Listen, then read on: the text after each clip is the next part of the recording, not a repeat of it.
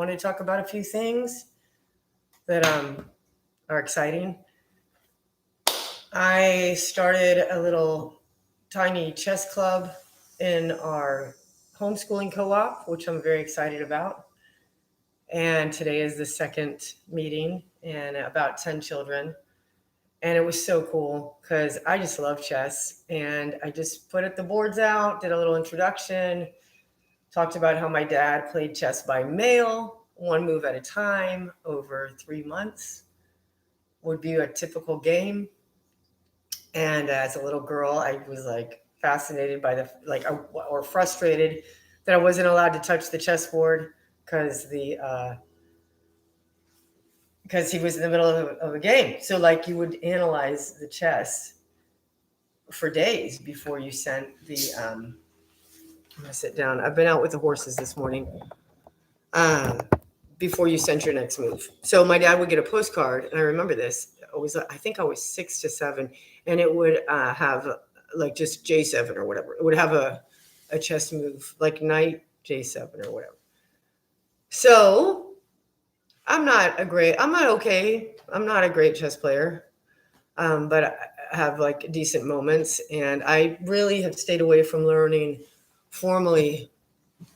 Oh, I'm tired. How to do the openings and stuff. Like I've kept it very like I want like empirical chess playing, because I think that it's so important, the aspect of having a live person around you. I think that's a totally makes chess a different game from playing online versus playing in person, because I used to tell people okay, so generally it's men who play chess, right? So no, I'm not going to share this right now anyway, but there's just as we know, there's many ways to distract someone. And that's a lot what's going on in the world today, is the ability to distract. And I think that introducing or cementing the love of chess in children is a good thing, because it helps them realize that sometimes things can be right in front of you and other people can see it and you can't.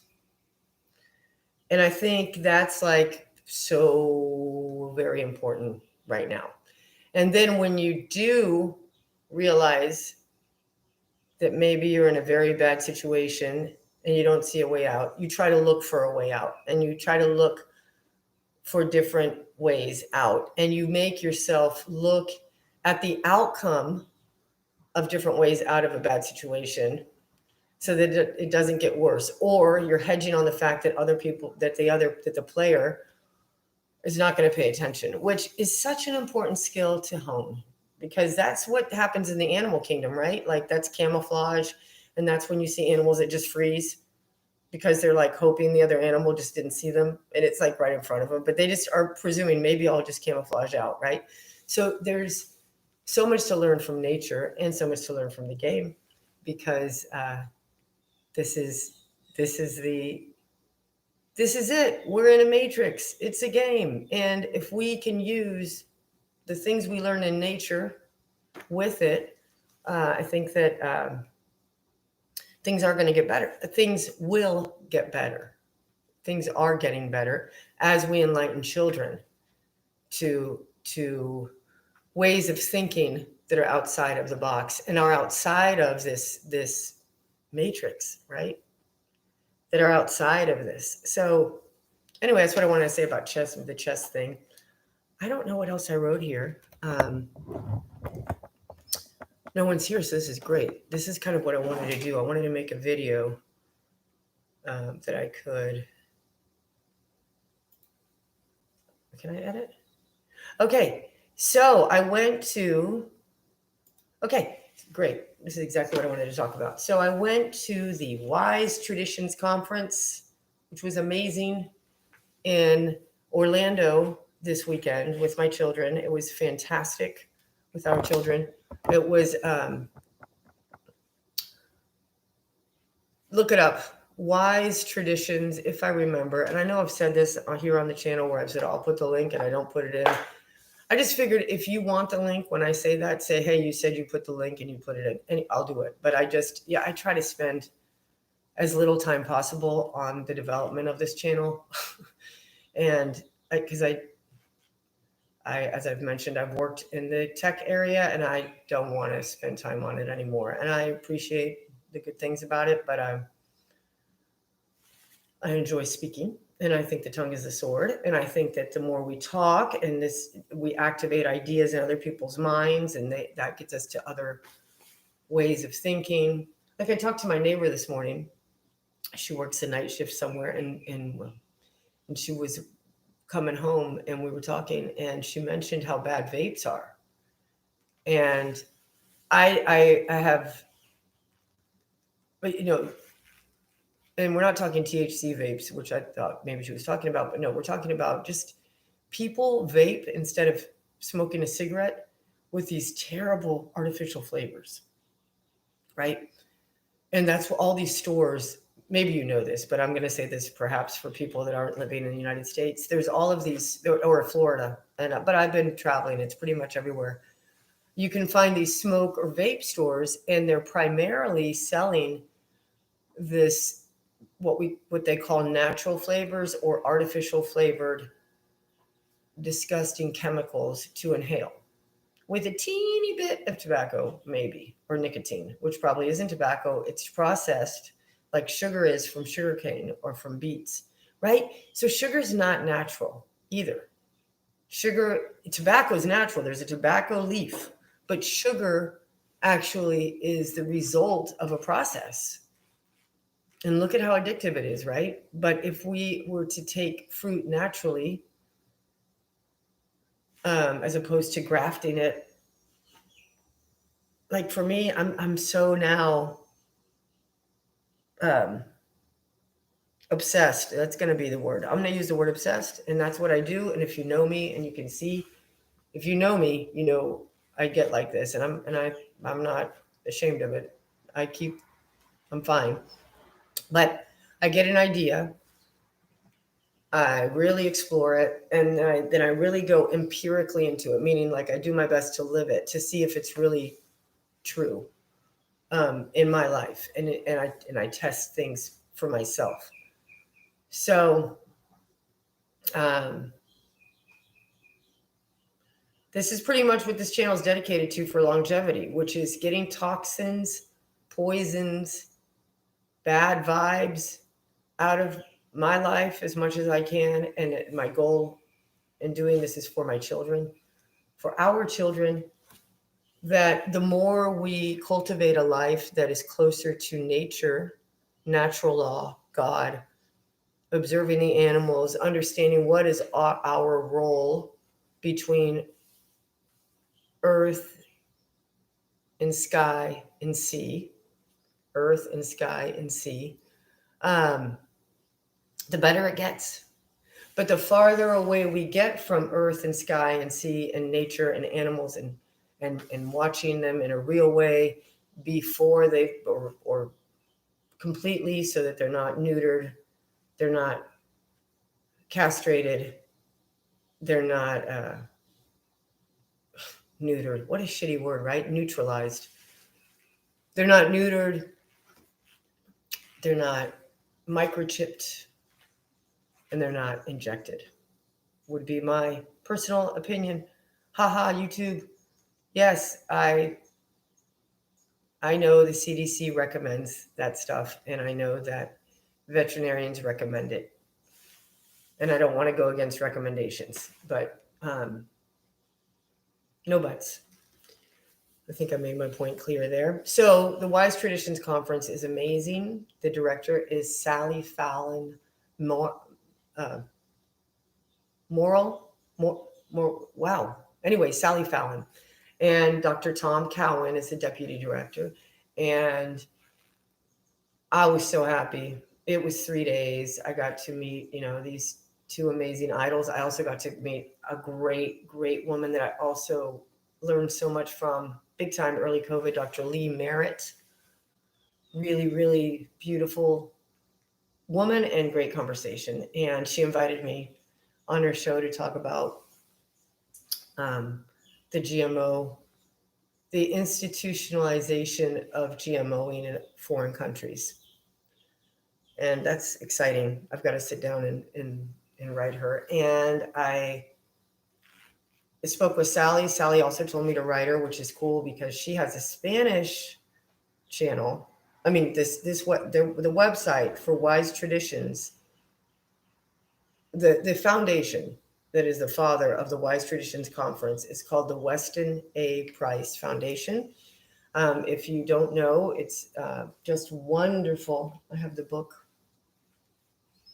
I'm really comfortable right now. I've been outside all morning, so it's nice to sit down. I mean, not I didn't do much, but the Weston A. Price Foundation is a bilingual resource about how tribes across tribal people across the earth have lived and thrived and had long lives before modernization. I'll just put it that way.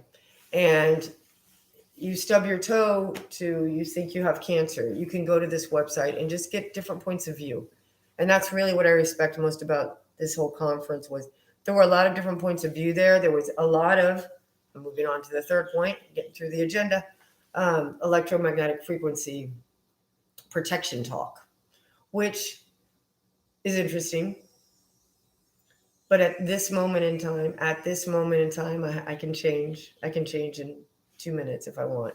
But at this moment in time, I'm thinking that if there's a product to stop electromagnetic frequencies, it's probably made by the guys. Let me rephrase that. I don't think that a gem or a mineral or whatever they want to call crystals are going to protect me. And I just don't think so. And I know I can totally be wrong. I don't have anything to back that up with, except that I think that maybe gems are also made by man. So, and maybe they can shield things made by man, non natural electromagnetic frequencies, but I will contend I don't think that electromagnetic frequencies exist naturally. And I know that's a big statement, but I think, again, I can change my opinion. I think that what's going on in the what they call the North Pole, Polaris, that star or whatever constellation that is in the center of the Earth, that is the center of the sky clock. Okay, there's something going on there. But I contend, and this is, just an idea, that there's an electricity going on, but there's not magnetism. And I contend that that electricity is generated by salt or ether, because I believe that ether is electricity in the air at a certain altitude and temperature. Thus, or compression. And that might be how the sun and the moon stay in tandem beautifully, the sun for the day, the moon for the months, the stars for the years, right? It's just so beautiful, the sky clock. And I think that based on my research, that salt is the electrolyte to all of this.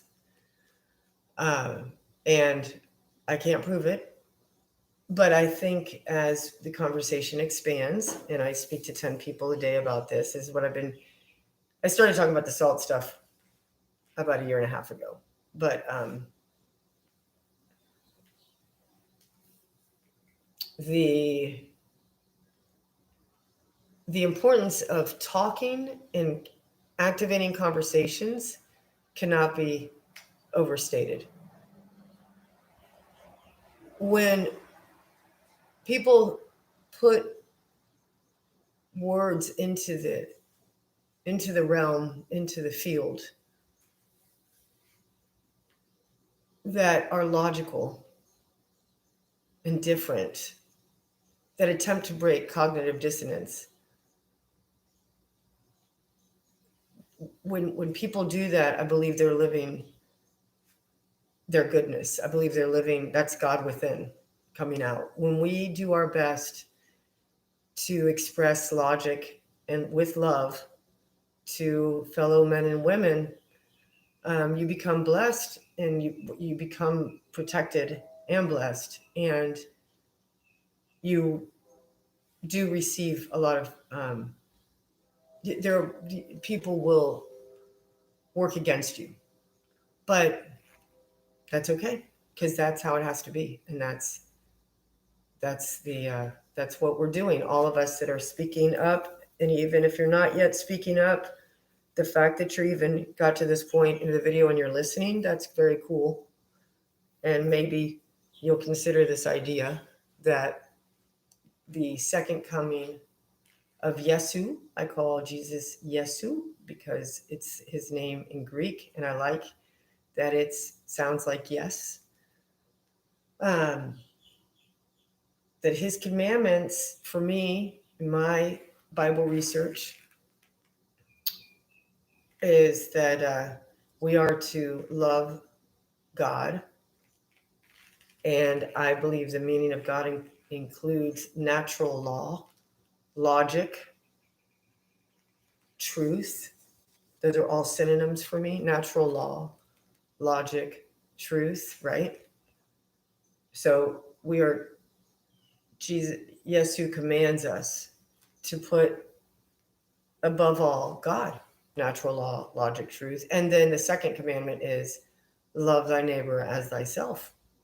So that makes just beautiful sense, because you want to treat yourself really well. You want to treat your neighbor really well in every aspect. So you don't have to go into those Old Testament 10 commandments, because you would never want to kill yourself, and you wouldn't want people who are jealous, and you wouldn't want people who lie, and you wouldn't want people who don't honor their mother and father, right? That's all about just using logic. But you first have to love logic.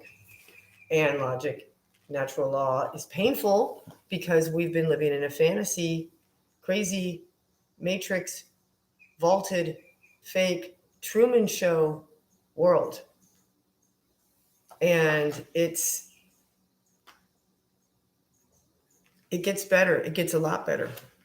But it's only happens when you make the decision to. Hi, Brian. Hello. I was just about to finish up. How's it going? What's going on in your life?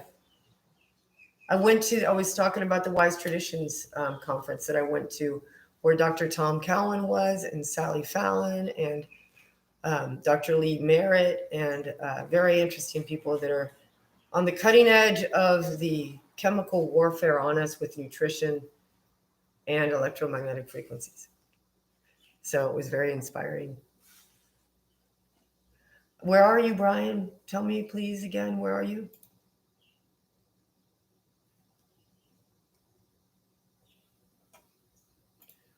All right. Well, I appreciate you stopping by. I just wanted to talk about those things and check in, and I'm very excited. The conference was wonderful to exchange words with Dr. Tom Cowan, and my daughters got to meet him, which was really cool because they've been hearing his voice over the last couple of years on the podcasts in wherever I've been. And they hear me talking back to the screen and so forth in a good way. And I took his course, so that was cool. And I met Sally, who told me to write her, which I already mentioned, and Dr. Lee Merritt. So I'm energized about continually going out and speaking randomly to people, which I do want to invite you to do it. Speak to I speak to 10 people a day. If you can speak to just one person a day randomly about truth, you feel better, you sleep better, you're helping someone. Even if they look at you like you're crazy, it's okay, because again, I believe that we are protected when we speak up. It's Ezekiel 33. Maybe you don't believe, you don't like the Bible, but that's okay. Just, it's a verse that tells us that if you know that something's bad and you see your neighbor doing it, or a person doing something bad, and you don't say anything, you will be punished as well, because that person didn't know, but you did. So it's almost like, I think it says that it's even worse, but I don't want to add on to it. But the concept is basically omission, right? We need to speak up. We need to speak up for the children. And because people are worried about the world. People are worried about the earth ending and so forth and dying. And it's like, there's no earth if there are no eyes to see the earth, if there's no babies. And if they continue to attack fertility, which is what is, I believe, the end game. And that's why my channel is called Coherence 888. And the infinity is the 8 laying down, right? And that we are called to reproduce. And that's what we're here for. And my father was an obstetrician gynecologist, and my mom's an animal horse trainer. So I grew up really loving being a woman. But it wasn't a feminist thing. It was just like, men do their wonderful things, and us women, we get to make babies. So I never ever thought of me as anything less than a man, just complementary. And that takes me to my polarity stand, that I think that polarity is a construct, and that magnetism, or the electron theory, is confused with the concept of complementary forces. And as opposed, not even forces, just not forces, I will say a charge and a receptor. The charge being what they call negative, the male, and the receptor being the female or the positive, right? And I think that's really put us on a bad track of looking at things in black and white and yin and yang and competition and feminism and all this bull crap to destroy fertility. Like, this all comes down to fertility, on a physical way, on an intellectual way, on people wanting to have animals instead of children. And then they get animals and they mutilate them to not be able to have babies, which is one of the greatest joys in the world, is watching babies. I have 6 little kittens that are amazing right out here. Maybe since I have this time alone, maybe I'll show them. Be fruitful and multiply. Amen, man. That's right. It's a beautiful fall day, Brian. It's a beautiful fall day in Florida, which is a warm day for anywhere else. And it's just gorgeous outside. And I am going, guys, I think you will enjoy this. They are so beautiful. I'm feeding them. Here they are. I'm feeding them raw cow's milk and table scraps. And here is Mama. Hi, you guys. Hello, kitty, kitty, kitty. Come here, kitties. Come here. Come here, kitty, kitty, kitty, kitty, kitty. There's a Mama. Oh my goodness, look at this. Look at this. Look. So beautiful. There's 6 kitties. This is the only one that came out this color, and I've mentioned this in other videos where I'm showing this kitties. That's I'm keeping that one. He's so she had 2 daddies, because the other 5 are clearly from a different one. Isn't that amazing? A lot of people don't know that cats and dogs and even humans can have multiples from different sperm from different fathers. All right, with that, I guess I'm just going to leave this out a little bit if I can. I'm going to see if I can put a couple more in. Hi, you guys.